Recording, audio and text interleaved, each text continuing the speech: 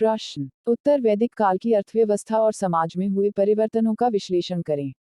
उत्तर वैदिक काल में भारतीय सभ्यता के आर्थिक और सामाजिक दोनों क्षेत्रों में महत्वपूर्ण परिवर्तन देखे गए। यहाँ कुछ प्रमुख परिवर्तनों का विवरण दिया गया है।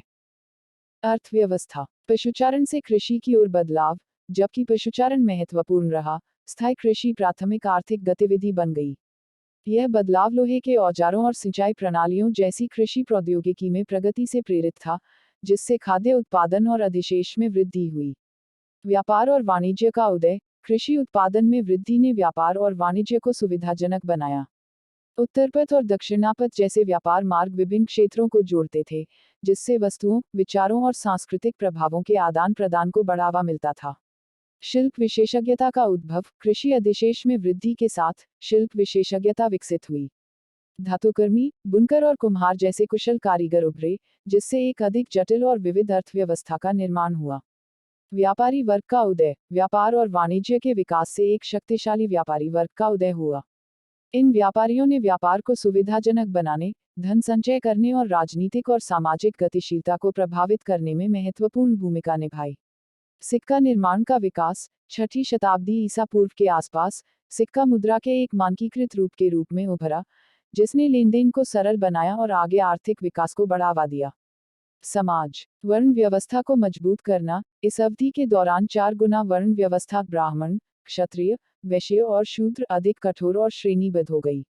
अनुष्ठानिक शुद्धता और अंतर्विवाह पर प्रतिबंधों ने सामाजिक विभाजन को मजबूत किया। ब्राह्मणवादी शक्ति का उदय। पुरोहित वर्ग, ब्राह्मणों ने अपार शक्ति और प्रभाव प्राप्त किया। वे धार्मिक और बौद्धिक क्षेत्रों पर हावी थे, अनुष्ठानों, शिक्षा और ज्ञान उत्पादन को नियंत्रित करते थे। जटिल राजनीतिक संरचनाओं का उद्भव। छोटी जनजातीय इकाइयों के स्थान पर राज्यों और सरदारों का उदय हुआ। इन राजनीतिक संरचनाओं में जटिल प्रशासनिक प्रणालियां थीं, जिनमें कर संग्रह, कानून प्रवर्तन और सैन्य क्षमताएं शामिल थीं। पितृसत्तात्मक प्रणालियों का विकास। परिवारों और समुदायों के भीतर पुरुष प्रभुत्व पर बढ़ते जोर के साथ पितृसत्तात्मक सामाजिक संरचनाएं अधिक प्रमुख हो गईं। शहरी केंद्रों का विकास। व्यापार और आर्थिक गतिविधियों के बढ़ने से शहरी केंद्रों का विकास हुआ, जो वाणिज्य, प्रशासन और सांस्कृतिक आदान प्रदान के केंद्र के रूप में कार्य करने लगे।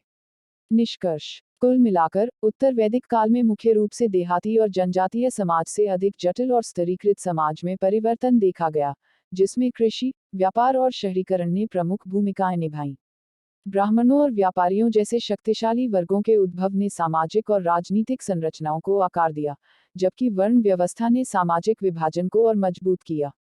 इन परिवर्तनों ने निम्नलिखित शताब्दियों में शास्त्रीय भारतीय सभ्यता के विकास की नींव रखी। यह ध्यान रखना महत्वपूर्ण है कि ये परिवर्तन सभी क्षेत्रों और समुदायों में एक समान नहीं थे।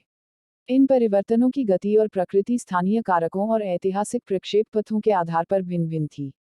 हालांकि उत्तर वैदिक काल निस्संदेह भारतीय इतिहास में एक महत्वपूर्ण मोड़ था, जिसने आने वाली शताब्दियों के लिए उपमहाद्वीप के आर्थिक, सामाजिक और राजनीतिक परिदृश्य को आकार दिया।